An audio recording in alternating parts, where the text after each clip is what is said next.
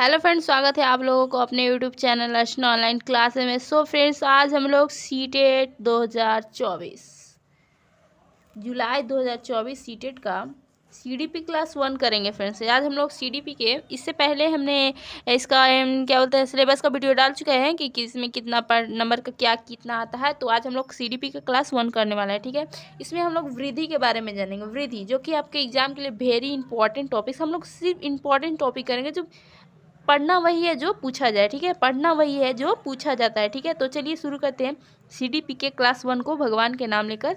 तो चलिए शुरू करते हैं। वृद्धि वृद्धि तब जब हमारे शरीर की संरचना या आकार बढ़ना शुरू होता है। जब हमारे शरीर की संरचना या आकार बढ़ना शुरू होता है उसे वृद्धि कहते हैं।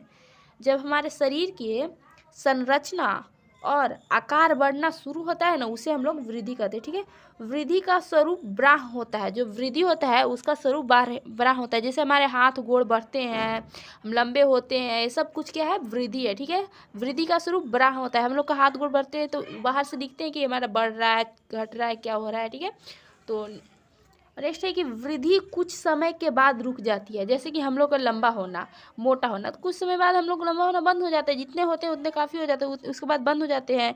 मोटा होना भी बंद हो जाते हैं कि चलो इतना मोटा काफ़ी हो गया। ठीक है, मोटा होना कुछ को बढ़ते भी रहता है। ठीक है, तो वृद्धि कुछ समय के बाद रुक जाती है। ठीक है, उदाहरण के लिए लंबाई और चौड़ाई। उदाहरण में हम लोग लंबाई और चौड़ाई देखेंगे।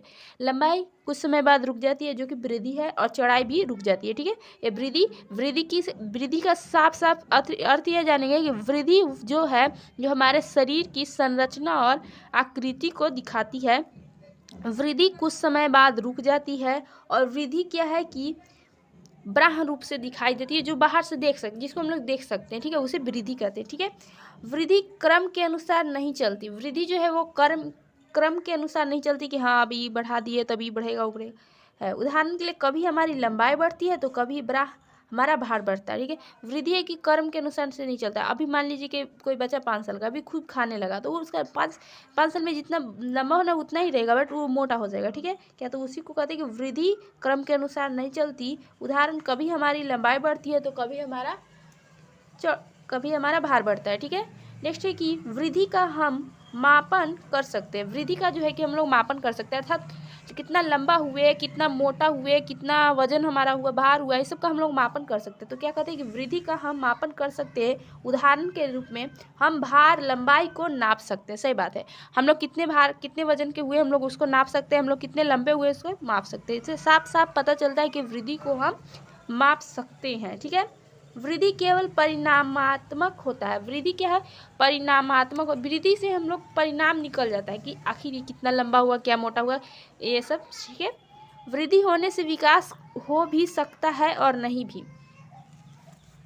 जो वृद्धि होता है, वृद्धि होने से विकास भी हो सकता है और नहीं भी हो सकता है। जैसे कोई लंबा हो गया तो ये जरूरी थोड़ा कि हर एक लंबा व्यक्ति या क्या हो उसके में विकास हुआ हो, उसमें बुद्धि हो, पढ़ा लिखा हो, ऐसा कोई ज़रूरी नहीं है। तो वृद्धि होने से विकास हो भी सकता है।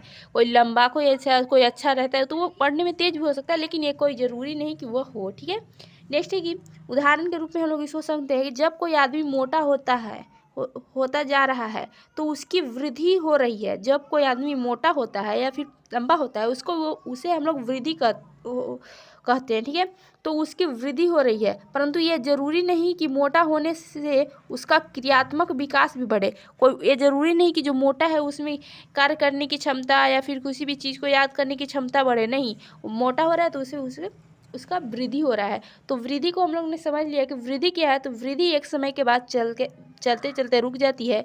वृद्धि परिणामात्मक होता है, जिसे कि हम लोग माप सकते हैं। वृद्धि शारीरिक आकृति को दिखलाता है, और बस इससे ज़्यादा वृद्धि के बारे में हमारे एग्जाम सीटेट में नहीं पूछा जाता फ्रेंड्स। सो अगर आप लोगों को वीडियो पसंद हो तो इसके बाद हम लोग विकास के बारे में जानेंगे कि आखिर विकास क्या होता है, विकास आखिर शरीर में कैसा है। तो ठीक है, थैंक्स फॉर वॉचिंग। मेरी वीडियो यहीं तक चलेगा फ्रेंड्स, क्योंकि वृद्धि के बारे में इससे ज़्यादा हमें जानना नहीं है और एग्जाम में हमें पूछा नहीं जाता है। तो पढ़ना वही है जो पूछा जाता है। ठीक है, thanks for watching, bye bye.